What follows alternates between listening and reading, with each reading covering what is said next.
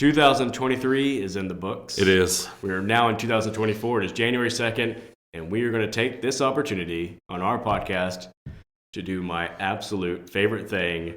Look back at the year that was 2023 in movies. Yeah. Make a list, whittle it down. Oh, man. I did a lot of whittling. What are our top movies of the year 2023? I've talked about this before. I'm a huge nerd. I love my list. You take your list seriously. Take my list seriously. So I, in turn, took mine seriously because I knew you were going to take yours seriously. And, there's a lot of thought that I think I want to talk through a little bit of it just before we start. A lot of the qualifiers, because when you take it seriously and you go through, you're like, okay, I need people to understand, the setup, where I'm coming from. Sure. So you go right ahead. A couple of things that I wanted to qualify with. First off, I think it was a pretty good year for seeing movies for me. Like I always think if I want to get, about 50 is an average for me. Sure. Past couple of years have actually been a few more. I got to 68 movies this year. That's impressive. I would love to have gotten to a nice round number. Like a round number? Eventually I will get more than that because there's always movies that still trickle in and you still see from the year. But 68. So I feel really good selecting a top 5 out of 68. It really feels like I'm selecting from a significant enough pool that top 5 feels means something significant. And I think as we talk about the difficulty in choosing some of these, it becomes evident that, we had a significant list to choose from. Yeah, I hit about 50. So I didn't hit quite the number that you did. I had about 50 to choose from. So it's still a solid number. And again, once you're getting up around 50, you've seen a lot of good movies. I was really happy with that number. Especially, one of the things that we talk about is being at the point in our lives where we don't see everything. Yeah. So when we see 50 or so movies, we're seeing 50 movies that we think are going to be good. We're cutting out a lot of the bad right away. There was definitely stuff I just intentionally skipped, didn't want to waste my time on, and I think those ended up being good decisions. The one thing I wanted to go through and do in that vein is I looked at the top 25 grossing movies of the year 2023 as it stood today. So did I. And I counted up, I have not seen 10 of the top 25. Mm-hmm. Those 10 that I did not see in the top 25 are I saw all the top 5, so that made me feel good. Number 6, The Little Mermaid. I did not see, I will not see, Same. I do not care. Same. So I'll never see that one.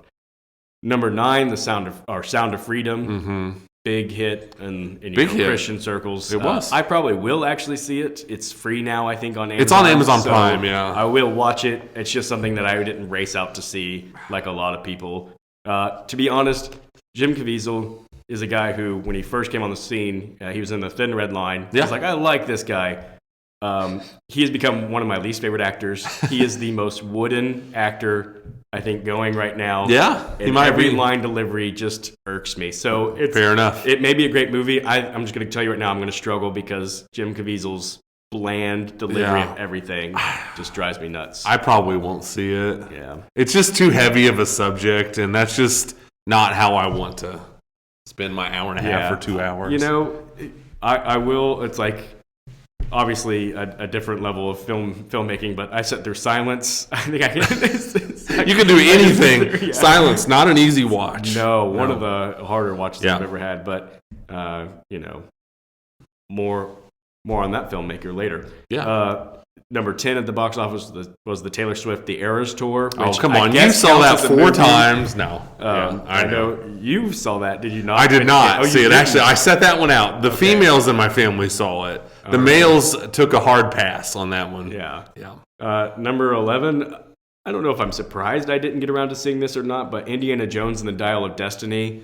I think I just had a hard time getting psyched for new, old Harrison Ford, Indiana Jones. I might have some comments on that movie later. Okay. All right. Number 14, Transformers Rise of the Beast. We've talked about before how Transformers has just gone beyond our level of interest. I saw the first 3. I might have seen the first 4. And by the 4th one, I was like beating my head against a wall. I had to tap out after 3. Yeah, I tapped out after 3. Number 16, Elemental. Probably a good family movie. Just the sort of thing like I'm not the target. We're not the target for it now. Number 17, Fast X. I don't watch the Fast and the Furious movies. I don't either, and if I did, I don't think I would have watched Fast. I heard it was terrible, if that matters at all, when you're talking about the Fast and the Furious movies. I'll say the only thing it has going forward is it looked like Jason Momoa was having so much fun in it that it almost tempted me into watching just for him, but I just couldn't bring myself to watch Fast X movie. Number 18 was Five Nights at Freddy's. Didn't bother watching that. Nah. Number 20, and probably going to continue climbing, is Wonka. I just, again... Like we've talked about. We both talked about this. Like, we just couldn't make ourselves watch it. Yeah. And number 23, Trolls Band Together. Again, I'm not the demographic. Actually, it's number 1. My favorite movie of the year was Trolls Band Together. I'm going to go ahead and leave and just let you have the rest of the podcast. Because that was my number 1, 2, 3, 4, and 5 favorite movie of the year. Yeah. Each time you saw it was one of the rankings. So, first time I saw it was number 1. Yeah. Second time I saw it, number 5. Yes, I actually found a few plot holes in it. I didn't recognize. I went back to loving it on number 3. And then I realized, it's just a lot of emotion, an emotional roller coaster. As the Trolls movies are, historically, they're so much to chew on. They are. There's a lot to process. Yeah.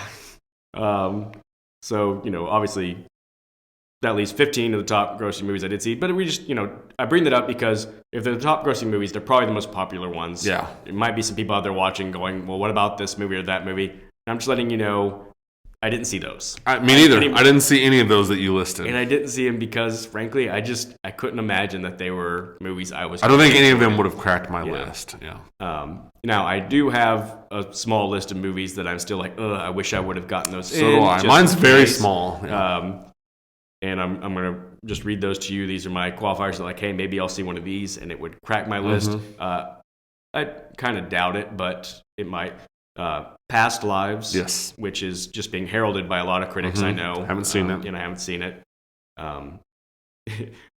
This one came out a long time ago, and I kind of forgot it existed. Paint, which is an Owen Wilson movie, and it kind of looks like he's doing a Bob Ross type thing. Yep. I forgot about that one too. And I'm just like, I never heard anything about it. Never heard anyone who saw it. No, it just sort of like it really came and went. Yeah. And I'm curious. I feel like it could be a very pleasant movie that I would enjoy. Could be.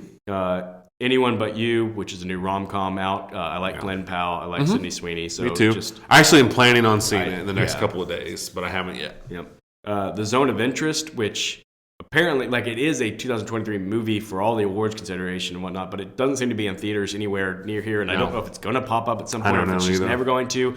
Kind of frustrating because I really wanted to see it, but it's nowhere around that I can see it.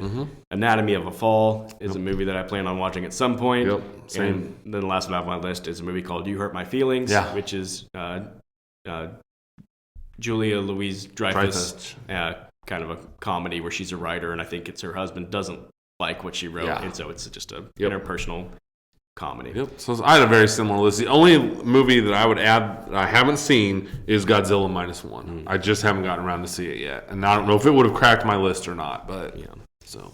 All right. So the last sort of qualification I'll give before I'm ready to go into my top 5. I don't know if you'll want to add anything else before we actually get into the list, but I do this every year that I think they're my top 5.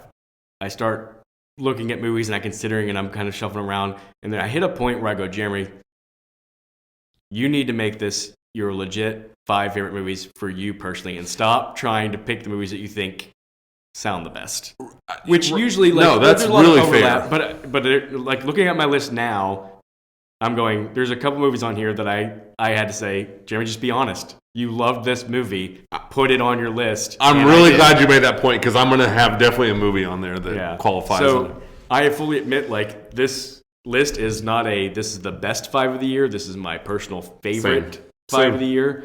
Because if you ask me to name what are actually the 5 best cinematic achievements, my list would look a little different. Yeah. But these are my favorite 5. And so I think we took a very similar approach to this, because I would agree with everything you just said. All right. So what I've kind of pictured us doing is just counting down. I'd give my 5, you give your 5, same. 4, 3, 3. We're really on the same page today. That is. Wonder if we'll have the exact same list. I guarantee you we will not. Okay, fair enough. So number 5, again, a movie that I've talked about on here before a couple times recently. It's The Holdovers, the movie with Paul Giamatti. Yeah. I wish I could remember the young man actor who's a newcomer. It's Dominic Cessna or something like I don't Sure. know. I'd probably just butcher that. It's probably totally off. Why did I even try? Yeah. I don't know. But Alexander Payne's directed movie, and it's one of those ones that's just really well crafted, and I just sat there watching going like, I just enjoy good stories, and this is a good story. Yeah. And I think it's one that will have some rewatchability. It is one of those odd combination of comedy and drama that has a hard time fitting neatly into either category because it's so much of both. But it's sort of feel good, but it's also heavy in moments. So it's just got a lot going on. And I think because of that, it's almost like, I don't know if it's going to be very rewatchable because it suits almost any mood, or if it's going to be hard to rewatch because it doesn't quite fit into any perfectly. mood. So I'm curious what the second viewing will be like of that one. But as of right now, it's holding my number 5 spot. Okay. So my number 5 fits exactly like what you were talking about, where it's what I like the best. And I'm going to put Mission Impossible Dead Reckoning Part 1 as my number 5.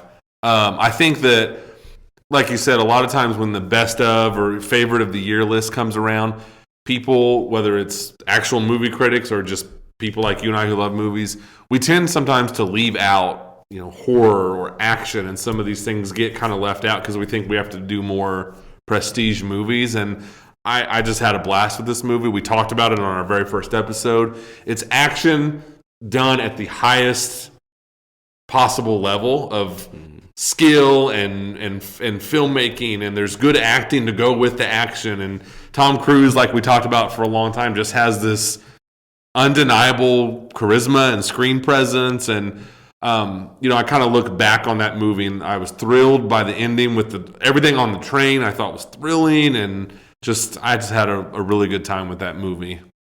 Yeah, it's definitely one of the best theater experiences of the year. Yeah. Just seeing the action on the big screen. We saw it together in IMAX, which was awesome. Yeah, IMAX is awesome. It was, yeah. We talked about before. It's amazing how the Mission Impossible movies are like the only movies that can spoil a big scene in the preview, and it doesn't take away. You're actually like kind of excited, like here it comes. And then then a big motorcycle jump, and then like we talked about when we did our podcast, when they did the big motorcycle jump, it was awesome. Yeah. And the IMAX, like I think I said this, I wanted to like elbow you and be like, that was awesome, but I didn't. But yeah, it's a good movie. I don't want to be repetitive because we did our episode on that, but that whole franchise is strange. Like it just kind of keeps getting better. Yeah. Which is kind of defying all the odds. And I had a blast with it. I think it does have that rewatchability factor. A lot of positives to that movie, and I just had a great time with it. Yeah, I'm definitely looking forward to a second watch of that one. Yeah, that's a good one. Number 4 for me is my favorite director, David Fincher, and his new movie, The Killer. Yeah, this is one that, on first watch, I enjoyed, but it was very different from anything I expected. Yes. I didn't know how to digest it. I was a little confused. I mean, it starts out really slow. I enjoyed it, but it was just like, I was like, okay, I don't know what to think. And then on second watch, knowing what to expect, I was like, okay, this movie's awesome. Like, there was almost, like, I have to admit, as a fan of Fincher, there's a little bit of a, because like, I was right. This movie is awesome. I was like, am I just liking this because I'm determined to like it? Right. But then on the second watch, I was like, no, okay, this is actually like really fun, really well crafted. I honestly just think, I don't know, I hate to say it lacked anything, but I think we talked about before, like there's almost a lack of like great climactic ending or something, and I think that's the only thing that's keeping it from being like all the way up the top of my list. Again, I think number 4 is still pretty high praise. On here, but because it's so neat and even, but it's not a movie that necessarily like builds and ramps up, and then at the end you're like perfect climax. It just sort of like is steady and and you don't get like the cliched like he kills the main bad. Like the climax is, I guess is it Tilda Swinton first, and then then the guy he doesn't. That's what I was getting at. Like he just doesn't kill the guy. Yeah, and you're like, wait a second. And I mean, I think that scene was awesome. We talked about it, where it's just basically like him saying, just so you know, I can find you and I can kill you, but I'm not going to here. So maybe that, it doesn't because like we talked about all year on the podcast, a lot of these, Fincher, Scorsese, these guys, they don't follow the cliches. And so it doesn't end with the cliche like, oh, he beats the main antagonist or something like that. But yeah, so that's my number 4. Mine also. All right. It was also my number 4. Look at that synergy right we there. did sync up there. I mean, and I'm like you. Fincher's not my favorite. He's one of my favorites. But I'm like you. I watched it, and I kind of had the same thought where it's like, am I like trying to will this movie to be one of my favorite movies of the year? So I actually watched it 2 more times, and I was like, no, this movie's awesome. Like, this movie is awesome. Fassbender's awesome. The biggest thing that threw me is just that opening. Like, because we talked about this, like, the opening credits are just like boom, boom, boom, boom, like The Killer, boom, boom, boom. And then the movie just comes to a screeching halt for about 10 minutes maybe. Yeah. And I was like, okay. And then, what we talked about, you learn about 30 minutes maybe into the movie, like, okay, this is going to be like Fincher's version of a revenge movie. Yeah. And then it's off, and that when he fights the guy in his house is awesome. It gets more awesome. Just unbelievable. Fassbender's amazing in that movie. I really am hoping that he gets a Best Actor nomination. I don't think he has any chance of winning. No, because of there's too many but heavyweight. I hope he gets a little recognition because what he does in that movie is great. And just we're talking about rewatchability a lot, like really high rewatchable for me. Yeah. Which, I should probably put that qualifier on the list. It's very common for what is my top 5 at the end of a year, like we're doing right now, like the year just ended, top 5, for a couple years down the line to look back and my top 5 to have changed because some movies like so rewatchable. I'm like, that one just rose up the ranks to my favorite. Yeah. The Killer is a great nominee for that. It might be the movie that I revisit the most. And years down the line, I'm going like, you know what? I think that was actually my favorite from the year because I keep going back to it. There's some others in my honorable mentions, and I'm like, those have that kind of potential too to rise from rewatchability. Yeah. But again, this is where all this stands right now as of today. And The Killer also had just one of my favorite just little moments of 2023, the whole nail gun scene with the guy in his office. That is so violent and bizarre, and like we talked about, it's really a dark comedy in a lot of ways. And that scene really is where that all comes together, I think. Just you should be fine for at least 5 to 6. Oh, you're dead. Like, just an unbelievable sequence there. So yes, absolutely one of the best scenes of the year. Yep. All right, number 3. Again, this is where my qualifier comes in because I think 2 prestige movies right off the bat for me after all my qualifications about my favorite. And again, not that this isn't something critically acclaimed, but my number 3 is Spider-Man Across the Spider-Verse. Yeah. And the reason being, I think sometimes it's even hard for me to get across that an animated movie is one of my favorite movies of the year. I don't know why that is. Sure. But it's animated and it's kind of, it's very artsy and chaotic animation. Yes. It's silly, very silly at times. But if I'm honest, like I remember sitting in the theater and just like smile on my face the whole time. Just enraptured in the story, just being like, this is so much fun. Yep. This is like the most fun movie I've seen this year. And it has to be on my list. It has to be. It's a blast. List. Yeah.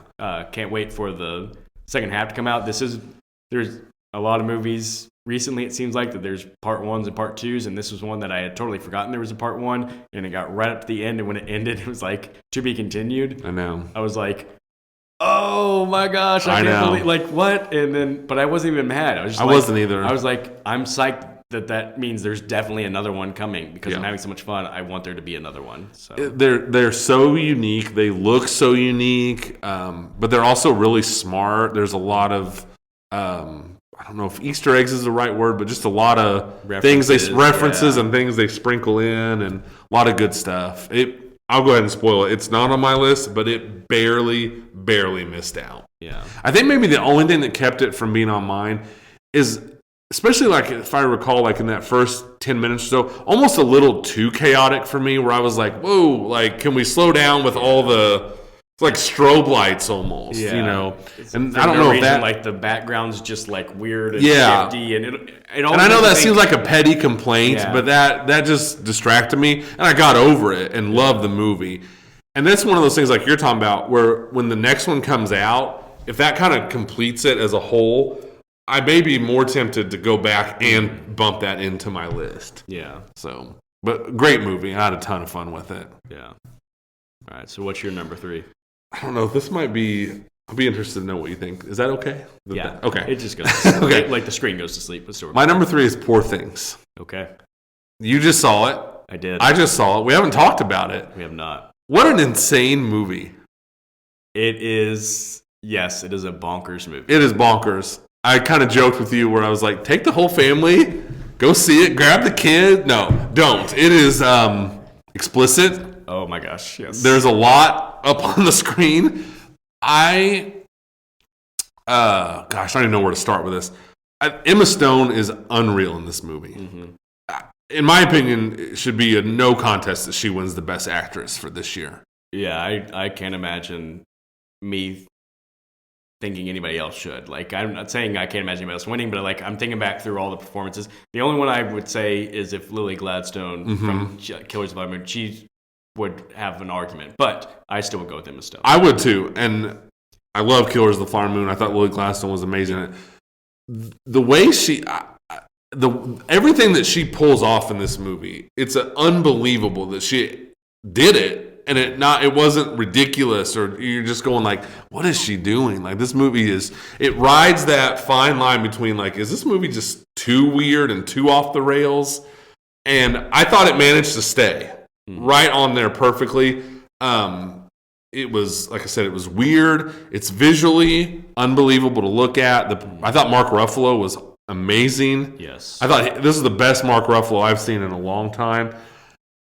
I think my favorite, if there was a category for what's your favorite 1-minute sequence of a movie from the year, when her and Mark Ruffalo dance, I just thought that was so visually compelling and weird, which is, you can't talk about Poor Things without talking about how weird it was. I didn't know where it was going in a good way. Yeah. I didn't know. I thought it was going to lose itself for a minute when she was in Paris. To me, it didn't, and it landed the plane eventually. And for a movie that took so many risks, and for the actors to be so willing to go along with all those risks, I just thought it landed the plane. And I don't even know what to compare this movie to. It's just there's just nothing to compare it to, I don't think. Yeah. And I just thought it worked. I think it could have gone really bad, and I just thought everything worked. And Emma Stone's performance just elevated it to me to make it worthy of this list. Yeah. I definitely think it's a movie that would have been worthy of one of our deep dive hour-long podcasts to dissect. Probably not going to get around to do that. We just have enough on the schedule. Yeah. But it's not on my list. I didn't even put it with my honorable mentions, but honestly, it's because like I'm still digesting. No, that's totally fair. And I'm with you. Like, I really enjoyed the movie. I feel guilty about saying I really enjoyed the movie. But my biggest thing, my weird takeaway from the movie is this. For a movie that is like sort of zany, crazy, off the wall, like fun, and I had all the fun while watching it, really made me sad, to be honest. Like, I left the theater and I was like, I feel like sad after that movie. Like, why do I feel like I just watched Silence when I watched Poor Things? I laughed and like had fun the whole time. But it's this weird like it's commentary a tragedy on in a lot of ways. Really, like oh, it's kind of sad, like about life or something. And so it was really affecting, and I'm like really impressed with it for that.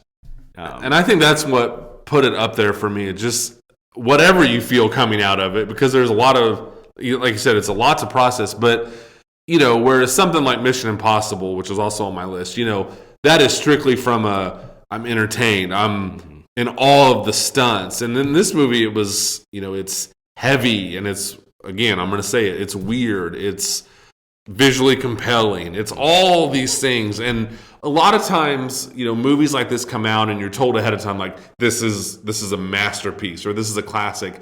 And you watch it and you're like, is it? Or is it just a lot of ideas up on the screen? I don't know. And then for some reason, to me, all the pieces kind of just fit here. And again, I'll say it, Emma Stone's performance just sent it over the edge for me in a good way. I mean, kudos to her. Yeah. For being willing to, Yeah. especially, Go all out. go all out. And in those first 10 or 15 minutes, that's where I think the performance could have gone really bad. Mm-hmm. And she was funny. She was sad. She was like even her physical movements. I was like, man, for her to put all that together was really something. And huge kudos to her and Ruffalo, who I just thought both were excellent.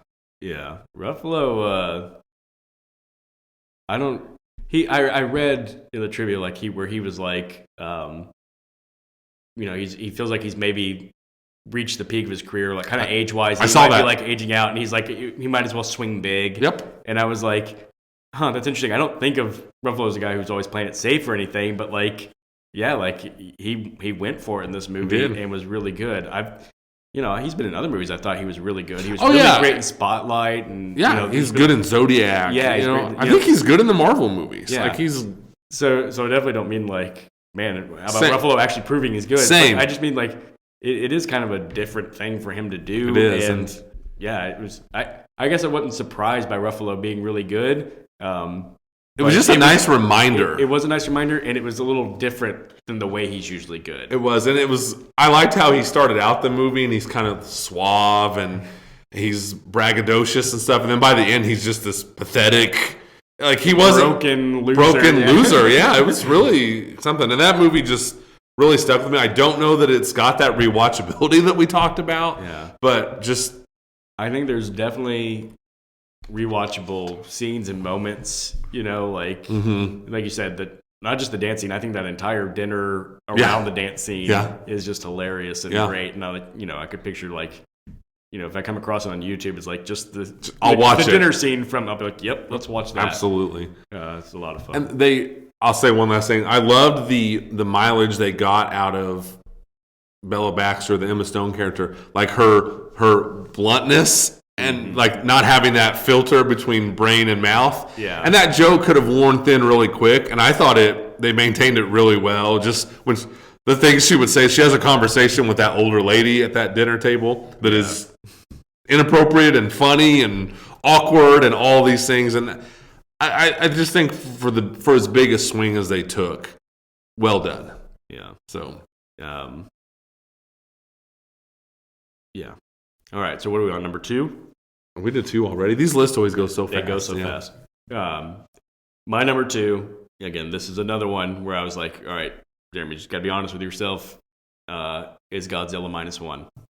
It is, again, kind of like Spider-Verse, one of the most fun movie experiences I had. Great theater experience. Yeah. In a way, it's kind of like Avatar: Way of Water was for me last year. I was like, what a just great theater experience. The difference is, I think Godzilla -1 is actually just a good movie too. Whereas I'll never watch Avatar again. Nope. Godzilla -1 is a movie that, while definitely won't be as good at home as it was on the big screen, I think I'll be able to watch it again and enjoy it. I think it was a good story, great performances, just incredible monster movie making. And I'm not even like a big monster movie fan. Right. We talked about before. I liked the 2014, I think it was, Godzilla movie. Haven't really liked any of the other Godzilla and Kong mashups. I think those are not honestly good. Hot garbage. They're bad. This one was just fantastic. I loved it. It's the one that I keep thinking, like, as I've been catching up on movies or trying to get in the ones that I want to. I've been to the theater a lot, like kind of over break.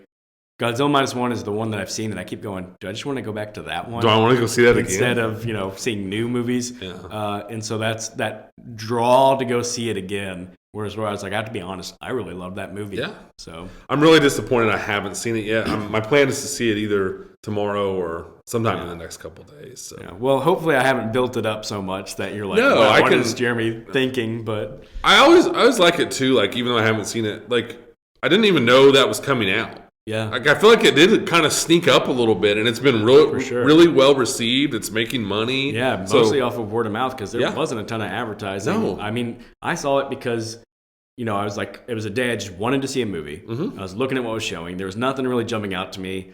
And I thought, oh, there's a Godzilla movie. Like, it's usually a good theater experience to see something like that. Yeah. So I looked up the Rotten Tomato scores, and they were through the roof, and I was like, okay, Yeah. like that makes me more interested. Yeah. And so, I was like, let's see that one. And then I was so glad I did. And I've I'm been excited telling to see everybody, that I talk to movies about with and about movies, like, hey, go see Godzilla -1. I'm really excited to see it. I'm really glad it went so high up on your list. Yeah. Yeah. So I have the most boring, cliched 1-2 combination. That's all right. Number 2 for me is Oppenheimer, Yeah. which not an original idea, but I'm so glad that Barbenheimer happened. And I'll tell you right now, I didn't see Barbie. I forgot to mention that at the top. I haven't seen Barbie. I'm not really in any hurry to see Barbie, but I'm so glad that kind of cultural phenomenon happened at the movies and drew a lot of attention to the theaters and stuff. Oppenheimer, I actually, I texted you a couple weeks ago where I was like, I just watched Oppenheimer again. That is an unbelievable movie. Yeah. It is. It was one of those movies where you're like, okay, Nolan is doing Oppenheimer, had a lot of hype behind it. And sometimes I think we just assume a movie's going to be great. I do it, and that's how I was with this. Like, this is going to be great. It's going to be awesome on the IMAX. Nolan's going to nail it. And he did. But, we shouldn't take that for granted. And I rewatching it was like, man, he was juggling a lot of different things. There was, like we talked about, there's some black and white. It's nonlinear. It's, you keep seeing the scene of him and Einstein and Robert Downey Jr. is off in the background, and it finally pays off at the end of the movie. And, it was so compelling. The performances are unbelievable. The things that Nolan did and the things that he didn't do in that movie, like we talked about, you don't see the actual, event, but I just think it was such an achievement. It was so amazing to see on the IMAX. And I don't know, when I watched it again, I watched it at home, which is obviously, not quite the same experience. I was just so drawn in, and the performances are unbelievable. I really, really hope Robert Downey Jr. wins Best Supporting Actor. I really do. I thought he was so good in that movie. And what an achievement, I think, is my biggest takeaway. Just an achievement that movie succeeded, that Nolan, he balanced it all. He told the story. There's a couple, maybe not so strong points we talked about. I'm still not convinced Florence Pugh. I like her. Right. Yeah. I don't think she herself was bad in the movie. Yeah. Those scenes come across a little awkward for sure, but the good by far, and when I say bad, it's more like my nitpicks of the movie. But I just think it's an unbelievable achievement. Well, you will get no argument from me because my number one movie is Oppenheimer. Yeah. I like you. I've seen it twice now. Everything you said: the acting, the writing, the directing, the structure. Cillian Murphy, I hope, is the best. I can't imagine he's not going to win Best Actor. I think I'm going to go ahead and put on record. I think he'll win Best Actor. I hope Downey wins Supporting. I don't know that. I think Nolan will win Director, and I think it'll win Best Picture. You know what? I would love to see all those things happen. Maybe because I want them to, I'm less confident that they will. Just sort of maybe that's just me being, skeptical. Yeah, but I'm not sure. It'll be interesting to see. Yeah, I just think it had. It's such a smart movie. It's got all the stuff that critics like, but I think some people felt like it had nothing to say. They're like, it doesn't say enough about Oppenheimer's stance. We talked about this before. I think that is what it says. It says, like, Oppenheimer's just a man who's driven by, like, what can I accomplish? I want to see where the science goes and not so much worried about the moral implications. And then after the fact, after he's accomplished it, then he's got to worry about, then he's got nothing but time to think about, like, okay, well, what have I actually done? And that's the point of the movie. And they do a really good job, and Murphy does such a good job of, showing that weighing on him. And the momentum of the movie feeds that so well because when they start the project, like, it just goes, like we've talked about it, like it moves like an action movie, even though there's no real action happening. The action is in the editing, I think. It's just so propulsive. It is. As he's just trying to get this done, and you're just along the way, like, yeah, can they get this done? And it does feel like a race because they're in a race against the Nazis to build it first. And Nolan captured that perfectly. He did, and And so you're with Oppenheimer. Like, I was like, I get it. Like, how he's just on the mission to get it done, just prove that he can, like, figure it out. And then afterwards, it does sort of breathe into, like, okay, well, now what happened? And I just think it did it so well. There's several other movies that were critically acclaimed this year that I go, these movies had nothing to say. These movies didn't tell me anything about their characters. Oppenheimer is not that. I agree completely. It did a great job portraying what it. I do too. What it was trying to portray, and I think it was such an. Sorry, I didn't mean to interrupt. No, you're you. fine. It was such an achievement too that and of course spoilers, but when they have the successful like the test run, and you're like, wait a second, there's still like 45 minutes to an hour left in this movie. That could have really brought the movie to a screeching halt because you're right. It's that forward momentum and the race against time, and Nolan does such a good job of making us feel that. And then it's like, okay, well, now what? And then that's when Robert Downey really kicks in. And I think Nolan, again, we talked about this when we did the podcast, he's so smart. Mm-hmm. And then, Downey kind of does the heel turn almost, but just the presence of Downey, that charisma Downey has, I think really helps carry that last third of the movie, which I did see where some people were critical of. Watching it a second time, though, it didn't bother. I thought it was amazingly well done, and that's where I praise Downey so much because he really has to turn it up, but in a good way to kind of bring that story to the finish line, or at least the story Nolan wanted to tell to the finish line. Yeah. I agree with you that I think Downey was great. I do think on my second watch, that was the part of the movie that I didn't love as much as the first time. Yeah. See, and I almost had the opposite. I guess I loved it the first time, but the second time it just kind of reinforced it to me, which is, we've talked about before, everyone, different opinions. Yeah.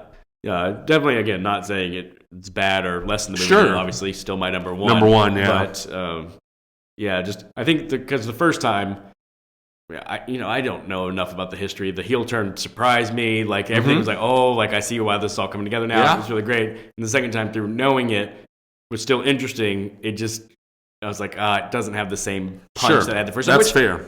No movie has the same punch the first time. It's just you hope that, like, I don't know. So maybe even the third time watching it where I'm not disappointed by the lack of, like, surprise, I'll be like, okay, now I'm just back to enjoying that. It's just really good. Yeah. And it made me kind of think back of seeing it in the theater, how fun it was, all the people that pop up in that movie. Yeah. Like we talked about it, Josh Hartnett, all these different people where it's like, man, this movie is populated with recognizable faces, and everybody's good in it. Yeah. Even if their part is small. Everyone just... Casey Affleck, Gary Oldman. Gary Oldman. Just show up for, like, a minute. Gary Oldman, 2-3 minutes maybe. Casey Affleck, couple lines probably. Damon just solid like he always is. I know. You almost feel bad for everybody who's a supporting actor in the movie that's not Downey Jr. I know. Like, Damon, you were great, but sorry, Downey was better. David Krumholtz, you were great, but sorry, Downey was better. Like, it just, they didn't have a chance. No, they didn't. But yeah, what an achievement that movie was. So. All right, so your number one, I have a feeling I know exactly what Go you're ahead. saying, but your number one is going to be Killers of the Flower Moon. You are correct. And I felt like such a bore, unveiling my number one and number two when I made my list, and I looked at it. Killers of the Flower Moon. I mean, it just, I've said this word a ton, but what an achievement. Mm-hmm. For Scorsese, and I talked about it a lot, and it was somewhat recent, for Scorsese at his age to be willing to tackle something and to give it that 3.5 hours. And I've seen it twice now. I saw it in the theater, and then I watched it at home. The performances are just unreal. The story is so captivating. And it had that similarity with Oppenheimer where I kind of knew that was a thing. I really didn't know that much about it. And so to dive into that world, I was captivated. Again, it just hit every note to me. Yeah, so I didn't want to bring this up because I knew we would talk Killers of the Flower Moon with your number one. But just curious, where you say, like, Downey Jr., you think he's the favorite for supporting actor and your favorite probably. I think De Niro's right there neck and neck with him. And actually, like, I think I might have leaned De Niro a little bit. I'm anxious to watch it again, but I thought De Niro was so good. De Niro is amazing. The only reason I think Downey Jr., I'm just trying to think like the Academy would think, and I think maybe just because it's a little bit of a flashier performance and it's a nice story for the Academy. But no, De Niro is unbelievable. And one of my biggest takeaways just from doing this list is, and I've said this before, for the first time in a long time, I'm really excited about the Oscars. Yeah. So I think we've got an Emma Stone, Lily Gladstone race, a De Niro, Downey Jr. race. I think Murphy's gonna win, but I think DiCaprio has a case. Yeah, and like we said, hopefully we'll see Fassbender in there too. I hope Fassbender's in there. Won't be a real race, but just I think he's gonna be in there. Scorsese versus Nolan. I just think there's a lot going on, and I will say this, like, you know, because I said, like, I know you take your list seriously. I try to take my list really seriously. And if Oppenheimer versus Killers of the Flower Moon was a race, it would be a photo finish. Yeah. And at one point, I physically had written Oppenheimer as number one. And I kind of looked at it. And you know what? A month from now, I might be able to flip these two. Yeah. I think I'm pretty set on those being 1 and 2, but it's a tight race. Yeah. And I'll, jump the gun on my honorable mentions a little bit. Killers of the Flower Moon was one of the ones that was originally on my top 5. Mm-hmm. And I took out when I was like, be honest, because I do think it's one of the best 5 of the year. Sure. I think objectively, it's a better movie than Godzilla -1 or Spider-Man Across Spider-Verse. I am anxious to watch it again, which is something I don't say about many 3.5-hour movies. Yeah. But because it is 3.5 hours in this expansive movie, I'm like, I feel like I don't remember half of it, and it's gonna be like watching half of it for the first time again because there was so much to see. And again, like everything you said, really well made, really well acted, great achievement, and and it's kind of probably the same. Deserved to be on my list, even though it didn't get on there. And that's certainly fine. And it's kind of the same thing where you go like Scorsese and DiCaprio tackling this big thing and this big epic. Of course, it's going to be great. You kind of just assume, and then just like Oppenheimer, you watch it and you go, it delivered. Mm-hmm. It just delivered, and when we did, I re-listened to our Killers of the Flower Moon podcast, and I said it's my favorite movie of the decade. I still stand by that.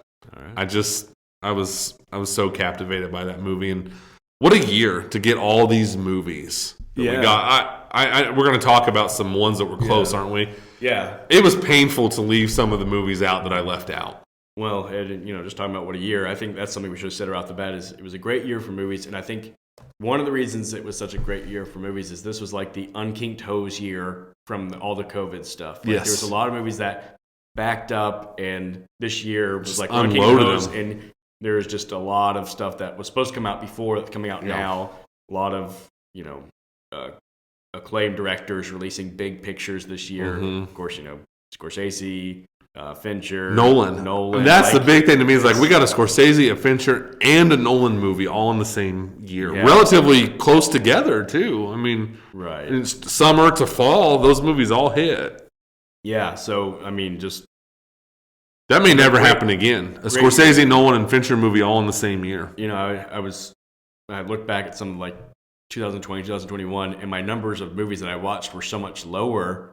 Because there just wasn't. There was just so much less. And then my top 5s of those years were like pretty pitiful for top 5s. I remember just being like struggling to even come up with top 5s because movies weren't just coming out. And this year just felt like, just a wave hitting us. Oh my gosh. And I'm telling you, I really agonized over my list because there was some I wanted so badly to be in my top 5.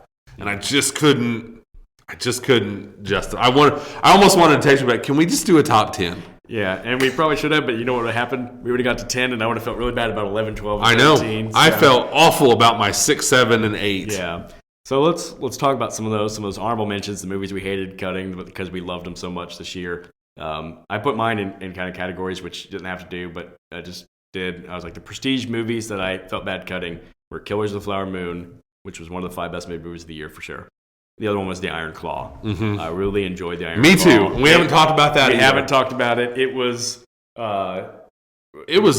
really good. Really good. Great performances. Zac Efron was amazing. Okay, I've been wanting to say this to you for like 2 weeks. Zac Efron is so good in that movie. Yeah. He's not going to win. No. I would not be angry if he got a Best Actor nomination. I think it would be justified. Going off the top of my head, there's 5 nominations. Murphy's a lock. Cillian Murphy. DiCaprio's going to be on there. I'd like Fassbender. Giamatti from The Holdover. And Zac Efron. And Zac Efron would be the 5 that would be an unbelievable 5. It would. Because, like, you look back in some years, you're like, oh my gosh, why is this person in here? Like, I always remember there was one year, it was 97. It was like DiCaprio for Titanic, Jack Nicholson, and then it was Peter Fonda for a movie called Yuli's Gold, where he's a beekeeper. And you're just like, come on, guys. So I hope this is the year where it's like all 5 movies, you're like, I know these people, I know this movie, and they all deserve to be on there. Yeah. That would be a wonderful 5. That would be an amazing 5. Really excited. But yeah, The Iron Claw, like, great brothers movie. Yes. Like, it's a great brotherhood movie. It was. I read that Did you know about that story? I didn't. So I grew up, I was a big wrestling fan, Hulk Hogan and all that. I actually was too, but I think I just came in a little later. I was like around 90 was when I started watching because I was about like 6. So I think I just missed the Von Erichs. Well, and I kind of did too because they were local. It was a Texas thing.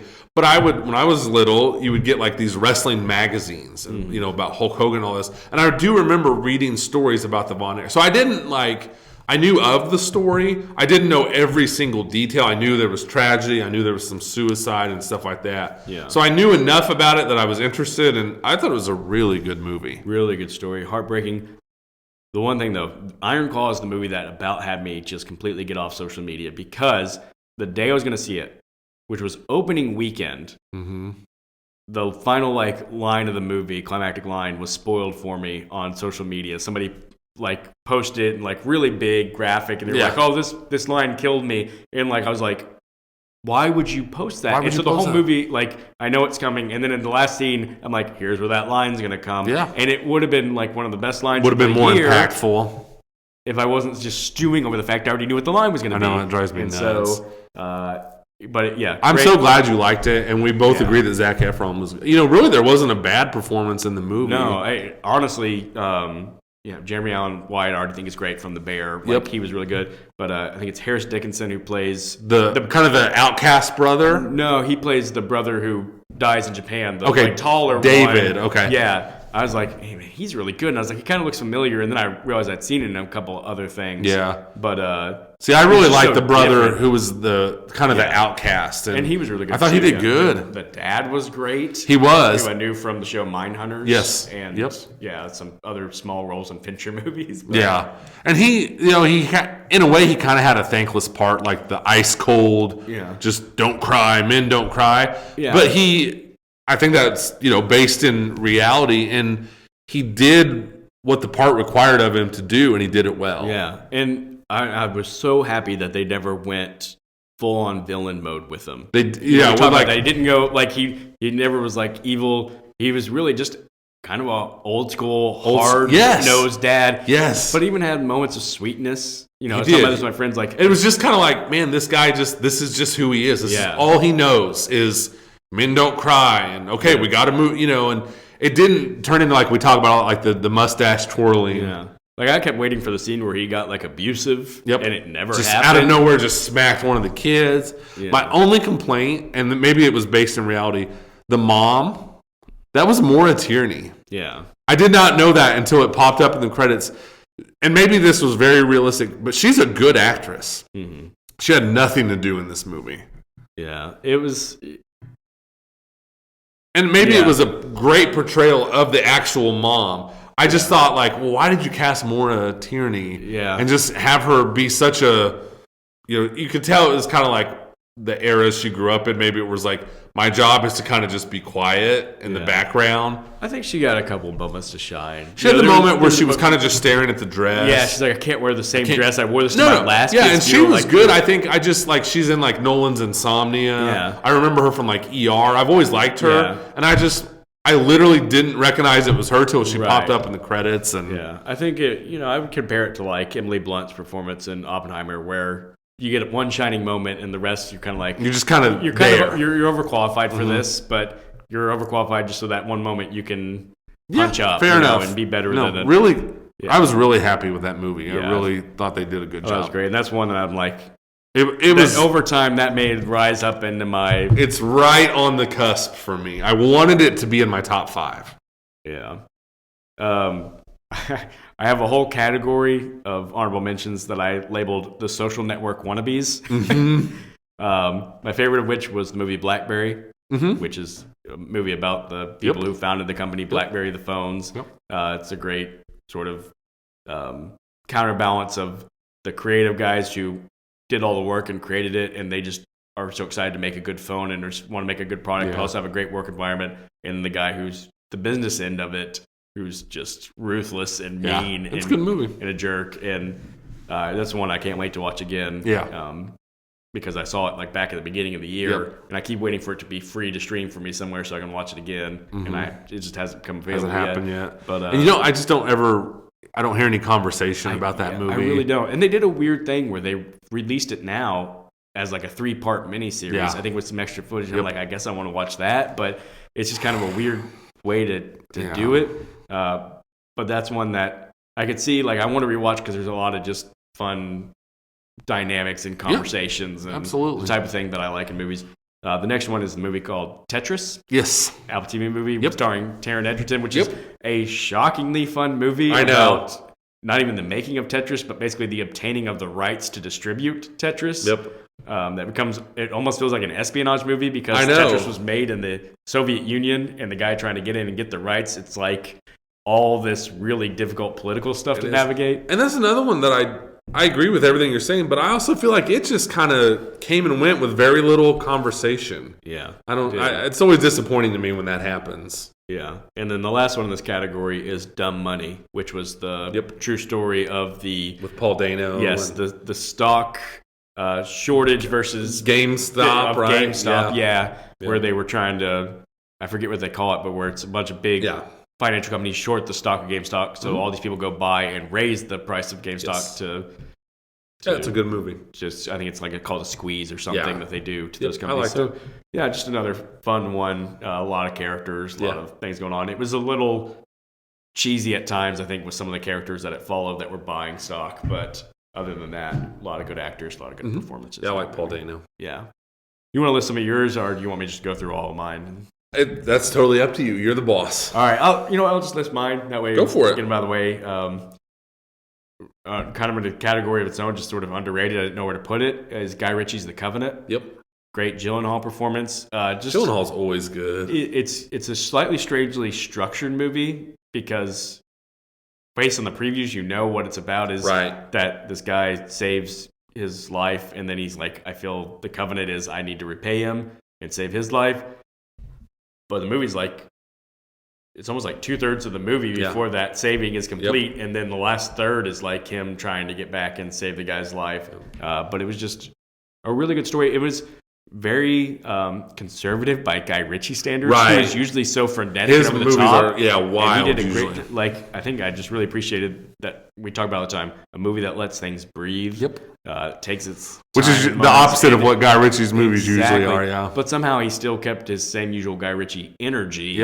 Despite just not that manic cut and everything, everything's happening all at once. It was like the story never felt boring, even though it was like there was like a 10-minute stretch where it's the laborious part of the guy, the interpreter, trying to drag Gyllenhaal's character back to his base when he's been wounded really badly. It's like that scene that stretch could be really boring, but Guy Ritchie managed to make it just keep the energy up. And like I said, Gyllenhaal to me is always good. I think. Personally, he's a weirdo, but he's one of my favorite actors. And not afraid to pick strange movies. I mean, he could easily just be doing the rom-com, leading man. And I watched it with my dad it was my second time watching it. I watched it with my dad when I went home for Christmas, and my dad's comment about Gyllenhaal was he's kind of a weird guy because he can play he can get really big and swollen and play the action hero, but he can also play really weird characters. He can. I'm like, you're right. He does. He really goes the spectrum of he can do the charming. He can be the really weird, creepy. One of my favorite Gyllenhaal performances in Nightcrawler. Yes. He's so good in that movie. He's a very weird guy. Very weird. Really bug-eyed. He does that thing where you're like, this guy might be nice or he might murder me. Yes. He does a really good job with that. Yeah. And then the last area on my honorable mention. Were just fun movies. John Wick Chapter 4. I just love the John Wick movies. Oh, just the best action filming going on these days. Oh, they are. The only thing, my knock against John Wick 4, it just was too long. It was too long. It was too long. If they would have just cut out one of the times he fell down those flight of stairs, it would have been 30 minutes less. Yep. No kidding. You're not kidding. But still awesome. Yeah, I'm not still trying awesome. to be negative towards John Wick. Teenage Mutant Ninja Turtles: Mutant Mayhem. Dude, that movie was so fun. Surprising movies. I know. It actually kind of fits the Spider-Verse mold. Definitely. Of like animation that's like it just knows exactly what it should be and hits the right tones. It does. And just has the right amount of fun. I think that between the Spider-Man, the Spider-Verse, and then this, I think that'll open up more. I think you'll be seeing more of those. Yeah. I don't know if that's a good thing or not, but yeah, we'll see. Really fun movie. Yeah, and then my last one that I wrote is just a bizarre movie called Polite Society. And Polite Society is it's about an Indian family, like from India. I think they're living in the States, but the main sister, younger sister, wants to be like an action hero, basically. And her older sister gets engaged to this guy and basically gives up her idea of being like an artist. And the younger sister's like, you can't give up on your dreams, so I've got to break up the marriage. And it's comedic and kind of off the wall. And it's just very different than anything I'd seen. Yeah. And then has this whole weird twist towards the end. And anyways, it's just a lot of fun. I had a lot of fun with that movie. I was like, this is the out of nowhere movie I didn't know that I needed. I always love that. And again, it was one of those ones that like I just needed a movie to watch, and I'm scrolling and I come across it and I'm like, I kind of heard about this. Yep. Maybe that's how I saw it. Watch. Like I remember reading an article about it or something, and I gave it a watch also. Yeah. So I think in some ways it does get a little boost almost from like the hidden gem element of it. Yes. That I just always love finding little hidden gems. So I do too. I love that. It was a fun movie. Yeah, it was. All right. So I didn't do like necessarily categorizing. I did go with, I had a kind of a three-way tie for movies that I so badly wanted to be in my top 5. And they're all movies we've talked about. Spider-Man, Across the Spider-Verse. I really wanted to put that in my top 5. And it came down between that and Mission Impossible. Because I'm like you, I didn't want to do the like well, every movie on my list has to be prestige. Right. Not at all. The Iron Claw, which we just talked about, I wanted that to be on my list really badly. And I agree with you completely. You know, ask me 3 months from now, it might be in there. Yeah. Just really well done. And then another one I wanted so badly to squeeze into my list. I just couldn't do it. It's a movie that came direct to Hulu, which I'm against, but No One Will Save You. Yeah. It's like a home invasion / alien movie. Yeah. It's almost a silent film. Like it was unique. It took risk. I just really enjoyed it. It just, at the end of the day, I was like, Andy, this is not one of the top 5 best movies of the year, but it was good. And I admire the I don't know what the right word is, not the creativity, because it's taking from genres, but the blending of the genres, and I just thought it was a really good movie with a really great performance by the lead actress whose name I can't remember right now. Yes. Oh man, I want to remember it so badly. I do too. I just can't. And that really annoys me. She got mostly well known from Last Man Standing with Tim Allen. Yes. And she's asked to Caitlin Dever. That might be it. I think it's Caitlin Dever. Yeah. And I was just a big fan of that movie. Just at the end of the day, I couldn't justify it being in my top 5. No, I'm with you. And you know what? It probably should have been on my honorable mentions because I did love that movie. Yeah. I watched it twice. I think, what you're talking about, that creativity or whatever, it's obviously low budget. Yeah. And it's amazing. Like, it's one of those low budget movies that operates so well within its budget that nothing it does ever feels cheap. No. You're kind of like, maybe I just bought it. Like maybe they had a little more budget than I'm giving it credit for because that looked really good, type deal. I think the only thing that kept it from being like maybe even a run at my top 5 was I didn't love the ending. And other than that, I felt like the first 90% of the movie, I know. I was so in. I know. I agree completely. I wanted, sometimes you want movies, you want your happy ending. Yeah. And from a character, I was invested in her. She kind of had this tragic background. And I think just because she was so good in the movie, I wanted things to just end so well for her. Yeah. And I was kind of, like the ending, I was kind of like, all right. Yeah. It really kind of hedged, though, because I wanted a happy ending. I don't want to spoil this in case anybody hadn't seen it. But also sometimes, like, the tragic ending is the right ending. Exactly. And this was just one of those cases either. I know. This is just one of those cases for whatever reason. I think it's just because of her performance. I just wanted her to win. Yeah. And, maybe she does a little bit, but it just wasn't the ending I wanted. But check it out if you didn't see it. It's kind of a quiet, it just kind of came and went, but I really liked it a lot. No, I'm really glad that you shouted that one out because I didn't, and now I'm embarrassed that I didn't. That's okay. And then I just had a bunch of movies on my list. I don't have to go through all of them that I really didn't consider them for my top 5. But as I was going through my year, where it was just like, man, I'm glad I just saw a bunch of good movies. Not movies, something like, for an example, like this might sound ridiculous, Scream 6. Not aiming for greatness, but it was just like, man, I just had a really good time watching that movie.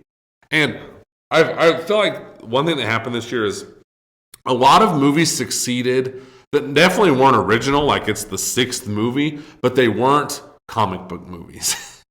And that made me happy. Evil Dead Rise, The Creator, which we were just talking about before we started filming. Movies that were just like, you know what? Sometimes it's okay for a movie to just be good. Like, not the greatest movie ever, not maybe even aiming to be a great movie, just a good movie. And I had several of those, and that made me really happy. Yeah. I mean, like, I kind of look at my list, and like I said, I always write down the movies, and I give it a letter grade. Mm-hmm. And, B might sound like not a great score for a movie, but actually, like, I look at it and go, I do grade it like C means average. Yeah. And you can't give everything an A+. When I give it a B, that means like that was better than average. That was pretty good. Yeah. A, like I gave out very few A's. I had 5 movies on the year that I gave an A grade to, including A minuses. So like when I give something a B, like I feel like this compliment. I had a lot of B's where I just go, that was a good movie. It's not a great movie. It's not gonna be in my pantheon, but just what a solid movie. And I had several. One thing I did want to shout out that I really flirted with putting on my list was Air. That was probably the last movie I didn't write in my honorable mentions that I was like, I really should, I really want to, and I don't know why I'm not. I think on any other year where it wasn't like a Nolan, Fincher, Scorsese, I think Air would have cracked my list. Yeah. That's one, too, that I think is going to have a lot of rewatchability for me. Yeah. Again, I just love, like, people hanging out movies. Hanging out. And it kind of feels like a people hanging out movies as they're trying to figure out this. Definitely. I mean, Affleck, Damon, and Jason Bateman. Jason? Yeah, Jason Bateman. I just went blank for a second. I had a lot of fun with that movie. Yeah. Yeah. So, a lot of great movies. On the flip side of that, we talked about this. We intentionally avoid a lot of the movies that we think are going to be bad. Yep. So, we're going to share some of our worst of the year, which is, as we said, usually means kind of most disappointing because the worst I actually of the year, did seek one out in the last couple of days, though, that I figured would probably be one of the worst movies of the year, and it was. Oh. And I intentionally watched it because I knew we were going to talk about this. Cannot wait to hear. Again, I think there's a good chance a lot of those movies that are probably actually the worst, we successfully avoided. So if you're listening going like, man, what about, The Little Mermaid? I don't know. Again, didn't watch it. So I don't know if you just have like kind of a generic list or if you ranked or anything. I didn't rank. I had a generic list. I kind of ranked just in case, but we can go generic list style. Sure. One movie on my list that I feel like is actually going to disappoint some people because it was such a popular movie is the Barbie movie. I didn't like it at all. Didn't watch it. I'm going to be honest. I was watching it, I was going like, I don't get why this is getting such a fuss. It's really dumb. Yeah.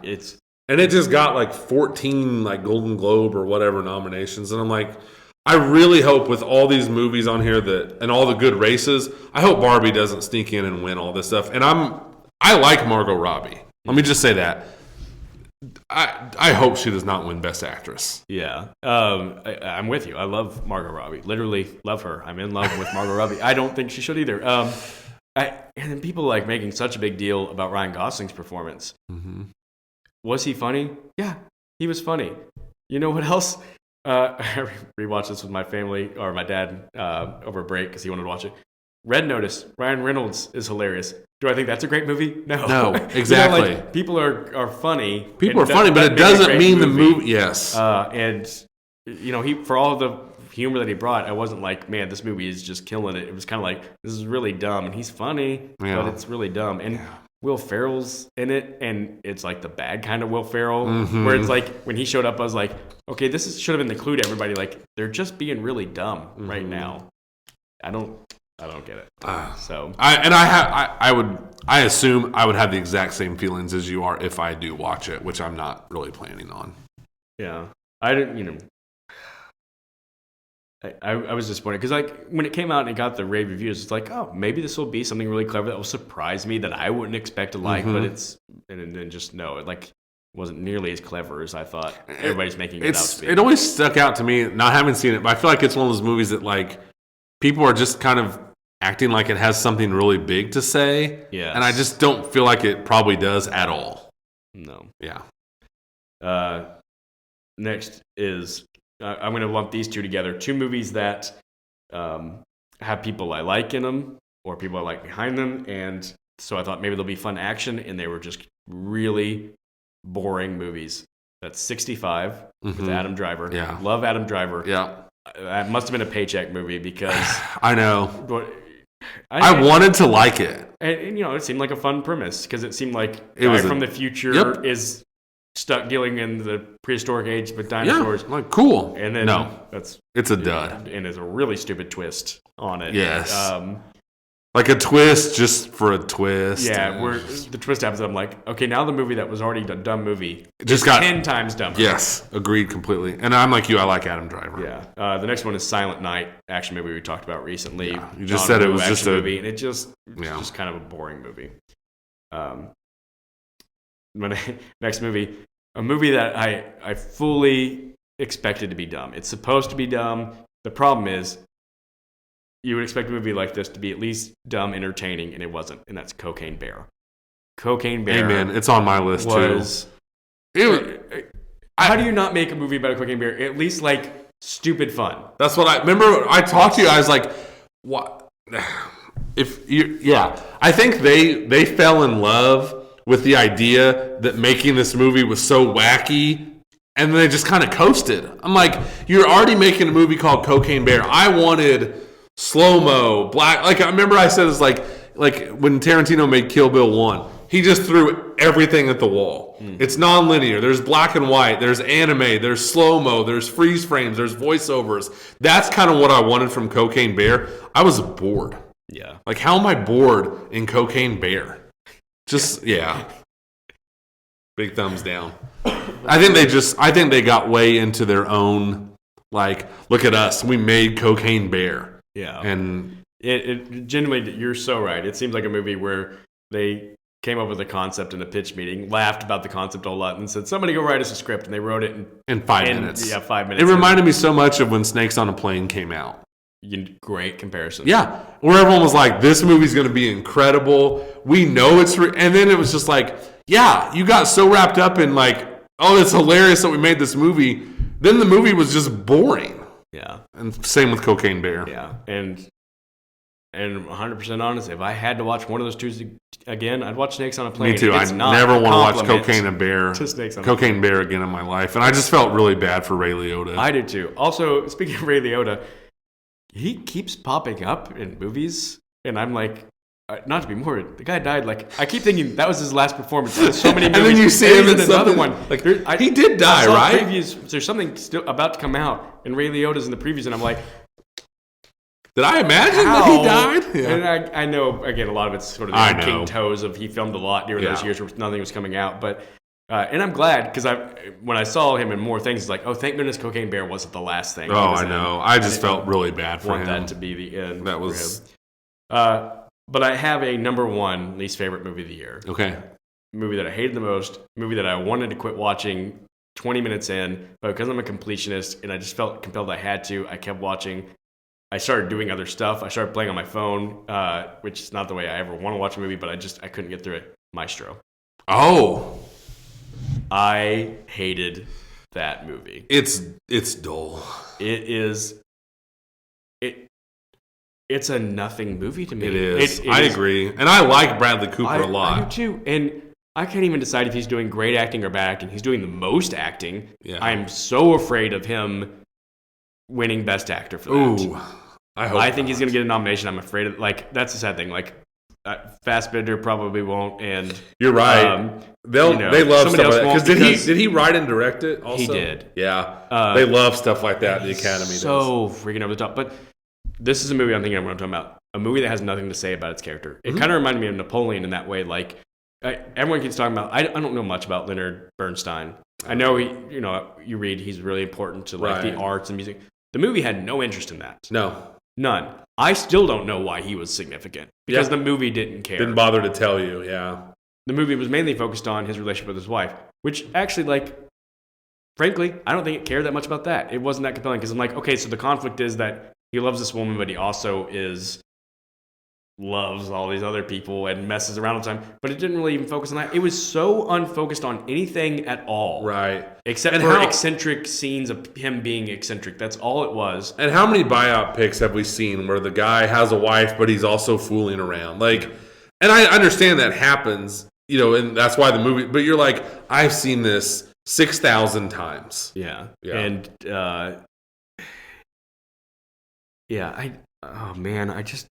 none of it worked for me. No, I'll agree. I'll be totally honest. This one is a little bit this part's a little bit personal, but when it gets to the end, it is the emotional scenes of his wife dying from cancer. Mm-hmm. My mom died of cancer stuff. Right. It was very good portrayal. It was very real. Mm-hmm. I was so mad. I was like, this movie did not earn this. This is bullcrap. Oh, yeah. This is like, that's fair. This is preying on the emotions of being like real, and everybody who's experienced someone going through cancer, like it's going to make them sad. This movie did not earn this, and I'm just mad at this movie now for being so stupid up to this point. So you were already... Now I'm going to hit you with really realistic, sad portrayte of somebody dying of cancer. And fair enough. And I was just like, I hate you, movie. Yeah. I just hate you. See, it didn't even make my... it didn't make my worst list because it made my I could care less about this movie. I never want to think about this movie again list. Yeah. Yeah. And I'm like you. I'm so interested in the Academy Awards this year. I'm almost a little glad though that this happens because it'll give me not only rooting interest in things I'm rooting for, it gives me a villain. It gives me a villain at the. There you go. I mean, obviously, Barbie. Like I don't want to win, but I'm not like you're not actively rooting against it. Sure. I'm actually rooting against Maestro. Okay. I don't want it to win a thing. I don't want it to get any sort of. And you wonder, like, someone with as much pull as Bradley Cooper, like, you want to be like, dude, why? Why this movie? Like, you are talented. He's got the critical acclaim with, like, A Star is Born and American Sniper. He's got the hits. He's the voice of Rocket Raccoon and stuff. It's like, dude, you've got the pull. Mm-hmm. Why this? Yeah. And you know what? Even saying all that, I could see why Leonard Bernstein was an interesting character. Mm-hmm. I don't feel like the movie captured any of what would have made him interesting. Yeah. I don't feel like they captured, again, I still don't know what made him so impactful as an artist. Mm-hmm. I don't know what he did that was so like compelling because the movie didn't tackle any of that. And I feel like if they would have maybe addressed that more, like, hey, this is why this guy is so interesting. This is why we're making a movie about him because he did all this stuff. Mm-hmm. Show me some of that. I'm really sour about Hollywood, like, biopic? Is that the right word? That doesn't sound right as I'm saying it. We'll just call them bio. Like, and I don't want to go off on a tangent, but I remember when Walk the Line came out, and it got, like, Best Picture nominations, Reese Witherspoon won, Joaquin, I was like, people, this movie is not good. Yeah, like, it's not good. Yeah. I'm not trying to have a hot take, but it's just like, and I feel like Hollywood they automatically reward the biopics, and I just don't think a lot of them warrant it. So no, a movie that we haven't mentioned on here, but as we're talking about biopics, is Ferrari, and it's because I thought it was a good movie, not a great movie. It just sort of exists. The one thing I really appreciate that they did there, though, was they did we're not going to show you all of his life. We're just going to take a point in time and show you about it. You just kind of just jumps into I'm so tired of here's his traumatic childhood, and then we jump ahead 20 years. That's so played out. Yeah. And, again, Maestro didn't start in his childhood, but it did a lot of the, like, we're covering decades. Yes. And I appreciated that, too, about Ferrari. Decades, yeah. Can I start doing my Ferrari voice now? Absolutely. Would you no, please? I'm not going to. I liked Ferrari. I liked it. Yeah, I never considered it for my best of the year list, but I liked it. Going off on us, I was shocked at the end. The violent scene at the end. I was like, whoa! Like, Michael Mann, holy cow. Like, not that he doesn't do violence. It's usually like criminal, like gun violence. He has never done it. I was shocked. Well, and I didn't know the story. So I didn't either. I didn't know that was coming. I didn't either. And I was just like, whoa, holy cow. Yeah. It's a good movie. Yeah. Just good. Yeah. That's all it was. Yeah. I never want to talk like this in the movie. Adam Driver's really good. You know, again, just I thought Penelope talking about Cruz guys was that really could good. surprise and get a nomination. Like, I don't think it's a movie I that don't should get a think so nomination, either. but like if he did, would I be that surprised that the critics? Right. Yeah, Penelope Cruz. I'll say this. There, maybe it's as simple as just she's beautiful, but there's something about her that's so compelling. Yeah. On screen, like she just.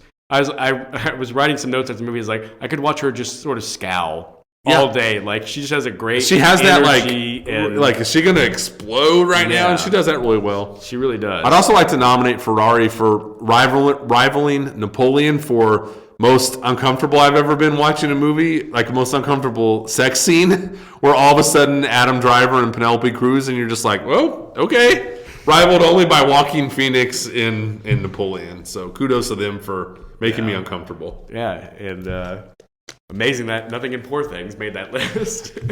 I knew I was going to be uncomfortable in Poor Things. I think the Napoleon Ferrari thing was just like, well, that kind of came that's out of nowhere. But anyways. Yeah. Did you have any other movies on your... I did. Yeah, I had a couple things. The one that you... Cocaine Bear. Yeah. Definitely on my list. For all the reasons we just said. The Marvels. For just being... And listen, I love Marvel. I know one day we'll talk about Marvel. Come on, Marvel. It was so... I wouldn't even say it was actively bad. It was so unnecessary. Yeah. So I want to shout that out. The Exorcist requel, or whatever we're calling those these days, that movie was just laughably bad. Somebody needs to stop David Gordon Green from making movies. He did the new Halloween movies and now this, and supposedly they're supposed to be doing 2 more of these Exorcist movies. They are bad. He is on an all-time losing streak right now. What a disappointment. After the first Halloween movie he did, I thought was pretty good. It was, like, in hindsight, when the other ones are bad, you look back at that first Halloween he did, and it was a lot of homage to the original. There's a lot of, like... All it was. I'm and like, it was no fine. wonder. That's fine. Yeah. But then it's like... And I think all my movies on my worst of the year list, except for one, all lead to the bigger Hollywood problem of, okay, that made some money, just make some more. Do you have an idea? No, just make some more. And the Halloween trilogy is the ultimate example. This Exorcist movie was terrible. The writing was awful. It wasn't scary. It was really bad. Yeah. So that's on my list. Indiana Jones.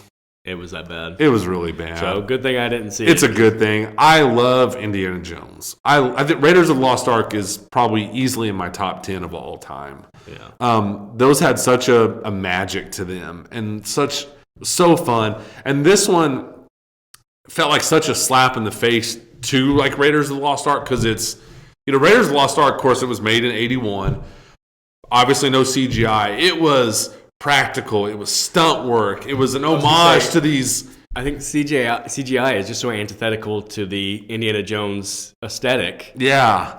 And this one, it was just like, it's so much money thrown at the screen, and there's no heart behind it. And I know kind of the idea of the movie was like Indiana Jones is old, but that's also the problem. Indiana Jones is old. It looks ridiculous to see Harrison Ford doing these things. Yeah. It was just bad. Yeah. They just need to make it a calmer, smaller, quieter. If they're going to do Indiana Jones, make it old Indiana Jones and have him be just more smart. Yeah. You don't, like, the big action set pieces just don't fit. They don't work anymore. And honestly, like, when people think about what they love about the original Indiana Jones movies, it wasn't the action set pieces. Like, there's some good action, but it's more the character stuff. The character, and it was like an homage to these serials of the 30s and all this stuff, and that's all lost now, and it's just a generic CGI fest. And I just left that movie, like, really bummed out.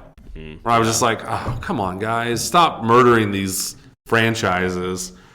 I thought I had one more I wanted to. Oh, No Hard Feelings. That Duh. probably should have been on my list. Again, like I said, my joke should have been called No Hard Laughs. Oh my gosh. It had, to me, if I had to pick out, and I'm sure there's other candidates, but if I had to pick out like just the worst scene in a movie this year, it would be the scene where Jennifer Lawrence comes out of the ocean. She has no clothes on. She fights these people. I just felt so bad for Jennifer Lawrence, where I was like, why? Who convinced you that you needed to do this and that this was funny? Yeah. Like, she's a good actress. And for a while there, whether you like them or not, when the Hunger Games, like, she was probably the biggest deal in Hollywood. Yeah. And she had a lot of clout and a lot of buzz. And then she won the Oscar for Silver Linings Playbook. And I think she's really good in that movie. And I just thought she had a real unique, she was commercial, but she was a good act. And then, I just felt like it died in that scene. And I just felt awful for her. Yeah. It felt like a movie that couldn't commit to what it needed to be, which is like her character needed to be kind of crazy and insane and dumb. And it was like, well, Jennifer Lawrence, we can't really make her do that. So we're going to have her be kind of normal and sympathetic. But then sometimes crazy and dumb. Yeah, but we need still like the gags, and it just never hit a good tone. Watching that scene where she comes out of the ocean on the beach, like, it's just like you're stuck watching a joke that just won't die. It just won't stop. And it's really just a small little scene. It felt like it was an hour long to me. Well, and it also, I almost, you can get the premise of why they thought it'd be funny. Hey, she come, they think they can steal their stuff because and she beats them up. The water. Who's bold enough to just come out of the water naked and fight you? But there was nothing humorously played for if it was the people were oh, we can't fight you because it's awkward. But then it just becomes a normal scene, executed the same way it would be if she wasn't naked, but she happens to be naked. And I think I think it would have honestly played way better if she had clothes on. The fact that she was naked, it just drew attention to look, we're trying, look at us, we're so edgy, and this is a raunchy comedy. It just really felt like they were shining a spotlight on that, and it just, that movie just was bad. My number one absolute worst movie of the year, and I watched it thinking it probably was, and it was The Flash.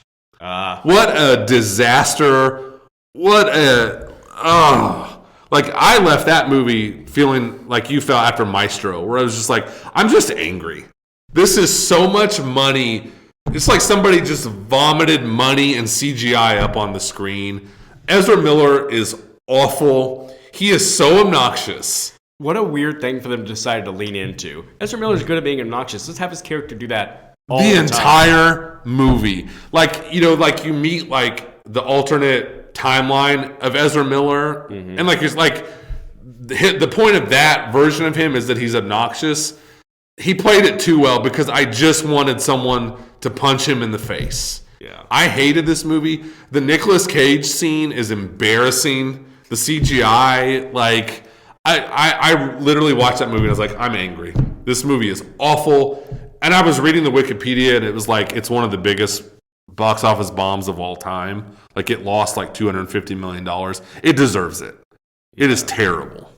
Talk about another filmmaker who, at least my introduction to him was great. The director of that is the guy who did the It movies. Mm-hmm. It 1 was great. It 2 was a turd. Yep. Flash is a turd. Yeah. And it's kind of and actually, his very first movie he did was a movie called Ma. Oh, yeah. A horror movie that it's good. It's creepy and it's all the things. And it's he did that and then he did It 1. And I was like, oh, I'm into this guy. And yeah, It 2 was bad. The Flash is worse.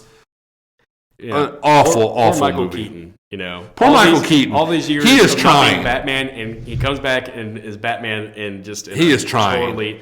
The last 30, it's so funny now. We've entered this era, and maybe the superheroes movies are partially to blame, where there's so much going on, and there's so much CGI, and there's so many explosions, and I'm bored to death. It's supposed to be exciting, and you're supposed to be in awe of the CGI, and you're supposed to be on the edge of your seat, and I couldn't care less. And that was the last 30 minutes of The Flash. And if you ever want to watch someone who is doing everything other than holding up a sign that said, I really didn't want to be in this movie, watch Michael Shannon in The Flash. He looks like he literally would rather be run over by a car than have been in that movie. I don't think he hit it too much in like all the press tours. No, either. I was reading the IMDb and they did an interview where he's literally like, I don't know why I'm in this movie. I thought my character died in Man of Steel, and they had to explain like the multiverse, and he was like, yeah, I don't know what that means. And that's the other thing is the multiverses. Talk about just a stakes killer in the movies. So nothing's just ever going to be. Nothing matters. Anyone can come back. I hate how clever they thought they were being to have like Christopher Reeve and Helen Slater and Nicolas Cage and all these people. That came across as so like, okay, so you can just do anything and it doesn't matter. And I literally don't have one positive thing to say about The Flash. I don't know if I dislike an opening scene more ever than when those babies are that was awful. I was like, is this supposed to be funny? It looked stupid. It looked phony. I literally don't have one good thing to say about that movie. It was the movie that was supposed to save DC, and it made people look bad because like Tom Cruise, I think, was one of them that was like ahead of the release was telling people like this movie is amazing and good grief, DC, just let it die. And look, I like James Gunn. He is not the answer. No, just rebooting all the. We could do a whole podcast about what a disaster the DCU is.